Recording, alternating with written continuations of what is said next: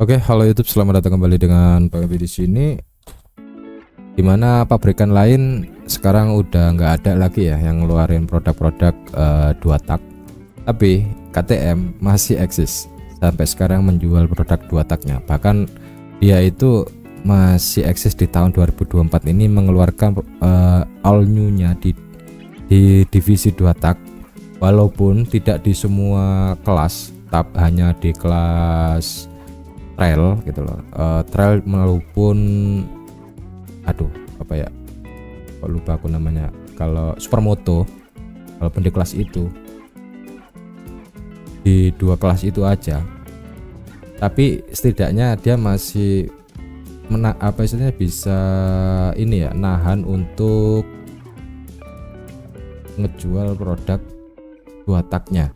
Karena emang dulu itu di zaman-zaman era dua tak, KTM itu pertama kali membuat terobosan untuk mesin dua tak, dimana dia itu bisa lebih kenceng tapi irit gitu loh. Hanya karena ketika itu semua sudah sukses waktu itu, tiba-tiba muncul yang namanya peraturan emisi gitu loh, dengan mana Euro 4, kalau nggak salah Euro 4 itu, saya ingat tuh Euro 4 ralat kalau misalkan salah. Setelah Euro 4 itu dua tak udah nggak bisa masuk kualifikasi, jadi harus berbenah. Nah di sini KTM masih ngejual dua taknya gitu loh, walaupun dia hanya satu lini aja gitu loh, di bagian di bidang cross kayak gini. Nah, seperti ini adalah versi yang 125 XC nya, tapi jangan salah, walaupun dia seperti ini harganya cukup mahal, gak murah kayak dua tak yang lain dengan cc yang 125 seperti ini. Dan dua taknya itu nggak cuma satu seri, menariknya dia banyak gitu loh jenisnya, itu cc nya itu disesuaikan.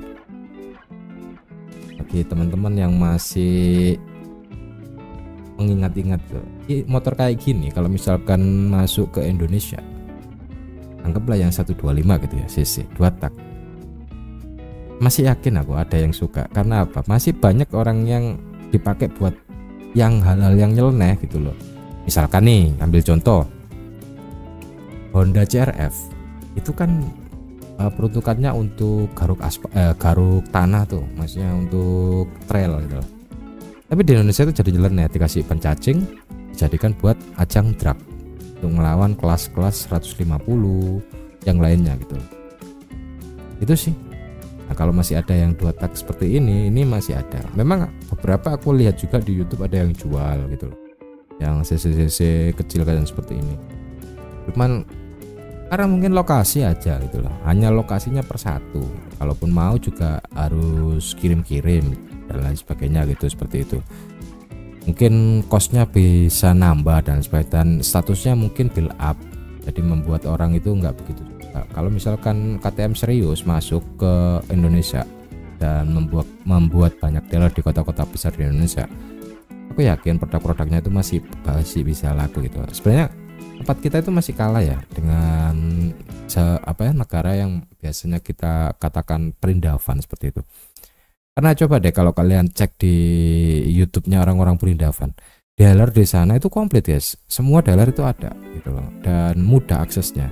Cuman memang harga mahal. Yang sekarang ini hengkang satu aja di perindavan itu, ada satu brand motor yang hengkang, itu adalah Harley Davidson. Dikarenakan di sana itu harganya nggak bisa dijangkau dan hanya orang-orang tertentu aja, karena tidak sesuai dengan prinsip daripada Harley Davidson itu sendiri gitu. Harley Davidson dijual itu untuk kesenangan, karena di India itu setara dengan berapa tahun gitu loh, berapa tahun gajinya UMR-nya sana gitu loh, sehingga Harley Davidson itu kalau nggak salah hengkang dari sana gara-gara itu aja sih, nggak cocok gitu loh dengan prinsip daripada Harley Davidson itu sendiri. Tapi untuk secara overall KTM ini masih bisa dijangkau di Indonesia menurutku sih, tapi di India KTM ini juga termasuk bisa dijangkau di sana, dan produksinya juga banyak, walaupun mungkin nggak produksi di tempat sana tapi diimpor. itu setidaknya di sana itu komplit. Cuman anehnya kenapa tidak bisa masuk ke Indonesia, balik lagi mungkin karena regulasi pajak dan lain sebagainya. Itu sih kalau menurutku. Padahal sebenarnya sangat disayangkan motor keluaran KTM itu walaupun monoton jenisnya, maksudnya bentukannya itu monoton, tapi setidaknya bentukannya atau desainnya itu timeless menurutku, seperti itu. Misalkan kita ambil contoh di bagian ini aja. Untuk bagian disc brake belakangnya, walaupun memang banyak wavy, model wavy seperti ini memang banyak, cuman dia tuh lebih unik lagi gitu loh. Jadi nggak bisa kelihatan kayak seolah-olah ini cakram karena bentukannya seperti ini. Terus bentukan master kalipernya ini kalian bisa lihat rapi banget, enak lihat seperti itu. Oke, itu yang ini yang 1125 ya. Jadi dia itu punya beberapa ini ya, beberapa jenis, dimana satu ada enduro. Enduro ini terbagi dua, ada yang 2 tak, 4 tak. Nah ini masih eksis sampai sekarang ini yang 2 tak. Dia mempunyai cc 300, 250, 150, 300 begini.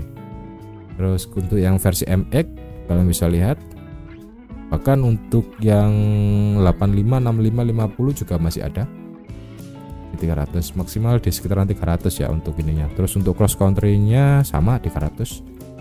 Coba sekarang kita lihat yang ini ya, yang 250 untuk crossnya. Memang untuk beberapa teman-teman yang nggak begitu suka motor yang jenis motor cross kayak gini bakalan ini aja sih jadi ini. Cuman kalau kalian yang masih kangen dengan zaman-zaman mesin 2 tak dan ganasnya mesin 2 tak, wah asli kalian bakalan suka dengan merek satu ini, karena KTM di dunia 2 tak itu adalah pelopor penyempurna daripada mesin 2 tak di masa itu. Ralat kalau misalnya salah, seingatku seperti itu. Keburu ada regulasi sehingga dia sudah harus tidak begitu terkenal lagi gaungnya, didominasi mesin-mesin baru dengan 4 tak seperti itu. Oke, ini adalah yang 250 ya. 2 stroke 2 tak ya. Berat mesinnya 24,8 kilo. Wah, keren sih ini. Oh ya, satu lagi. Dulu itu KTM itu terkenal irit. 2 taknya itu paling irit daripada kompetitornya. Dia mempunyai banyak penyempurnaan di sini. Dan kalian bisa lihat di sini mesin 2 tak kecil tapi kenceng dan tenaganya gede banget, enak gitu dilihat. Ciri khasnya dari dulu.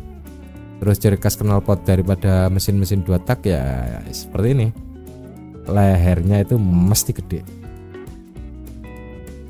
Untuk yang cc semuanya all, tapi untuk yang 4 tak cc kecil pasti lehernya kecil-kecil semuanya, langsung melari ke tabung kayak gini. Dan kalau ngelihat jenis rangkanya, kalian bisa lihat sebenarnya nggak ada salahnya ya kalau aku bilang bahwasanya versi dark itu nggak jauh beda sih sebenarnya dengan trail. Basis konsepnya itu sebenarnya sama, hanya untuk beberapa radiusnya aja, terus derajatnya aja yang dibikin aerodinamikanya lebih merendah ke tanah gitu aja. Tapi secara konsep dasar sebenarnya larinya ya dari sini gitu loh, dari trailnya, karena memang KTM dominasi awalnya itu seingatku itu dari motor trail gitu loh. Terus kalian bisa lihat upside down-nya, wah benar-benar kesukaan orang Indonesia ya, warna-warna seperti semacam ini. Dibilang gold nggak gold, dibilang silver nggak silver, seperti ini dengan aksen balutan merah kerah seperti ini, kombinasi hitam dikasih ring bulatan kayak gini, karetnya ini bumper sealnya warna merah, benar-benar desain yang cukup bagus menurut. Jadi kalau teman-teman misalkan masih minat dengan 2 tak yang masih baru ya, satu-satunya merek yang masih eksis sampai sekarang ya KTM ini. Cuman ya gitu, mungkin statusnya agak sulit dicari. harus pesan, dan di beberapa kota besar mungkin ada yang punya dealernya khusus untuk KTM, tapi mungkin harganya juga lumayan ya, nggak mungkin murah juga gitu loh. Aku seingatku itu KTM di Indonesia itu masih statusnya belum CKD, tapi masih build up gitu loh. Cuman biasanya motor-motor trail kayak gini kadang ada yang nyeleneh dikasih ban aspal sih, jadiin supermoto. Itu yang aku pahami di Indonesia itu. Overall cukup bagus untuk dua taknya, desainnya masih sama timeless dan masih mengikuti perkembangan zaman sekarang, tidak mengurangi sisi desainnya, masih diutamakan sisi desainnya. Memang pabrik kendaraan Austria ini cukup tangguh menurutku sih ketimbang yang lain gitu. Oke, sampai sini yang bisa aku jelasin, semoga kalian terhibur dan selamat beraktivitas kembali.